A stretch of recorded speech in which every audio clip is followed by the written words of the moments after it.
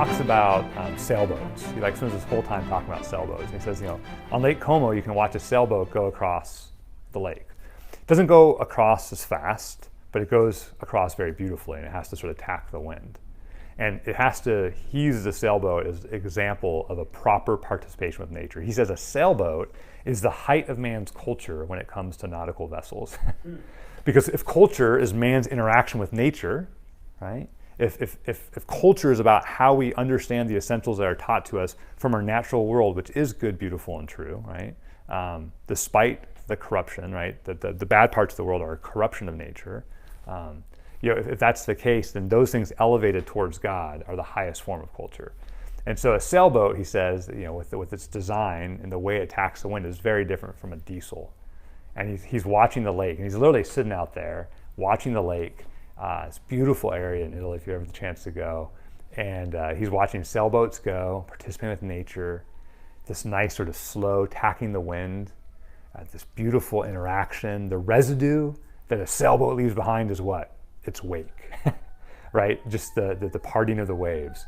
But a diesel boat, as it goes through, right, it cuts through the lake, doesn't have to tack the wind at all. And what does it leave behind? This trail of like an oil slick. And he sees this as a metaphor, as there's this sort of culture that properly integrates nature, that properly responds to it, and seeks to perfect nature and itself to glorify God. And then a type of culture that sees itself as above nature, as dominating nature, as using technology to overcome the features of nature, as opposed to using technology to best participate with nature. He sees authentic Catholic culture as the proper collaboration with nature so that we can uplift nature and ourselves towards our full flourishing in honor of God. Whereas the alternative would see the domination of nature for the maximization of some human want. Here's how he says it. He says, in the finished sailing vessel, a certain distance from nature has already occurred. We have both withdrawn from nature and have mastered it. Our relation to it is now cooler and more alien.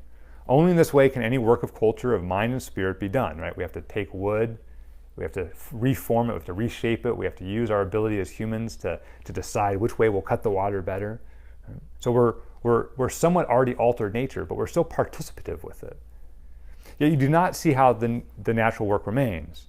The lines and proportions of the ship are still in profound harmony with the pressure of the wind and the waves and the vital human measure. So we've altered it, but we've altered it in a way that has perfected it. Right?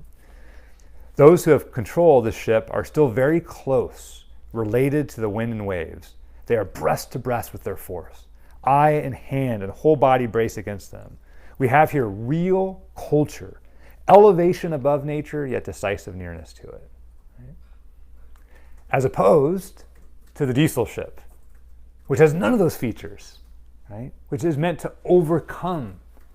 And so he sits and he really thinks about it. He says, gosh, is this the narrative to define the challenges of modernity, specifically one of collaboration on one hand and one of domination on the other, right? And you find these words in Laudato Si, right? Where he talks about this, collaboration or proper dominion, relationship with, versus domination or abuse of. The experience of modern man then allowed him movement in two directions.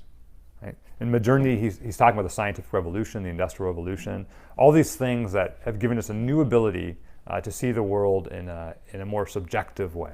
The experience of modern man then allowed him movement in two directions. With freedom or liberty of personal action, the self-governing, creatively daring, individual seemed a man carried forward by his own self-mastered genius. Thus he was led forward his destiny by fortune to be crowned in the end by fame and glory.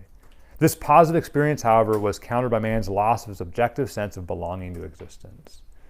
So the modern man sees himself as self-referential because they don't have a place. And because of that, they become to define themselves independent of nature and independent of relationship to God.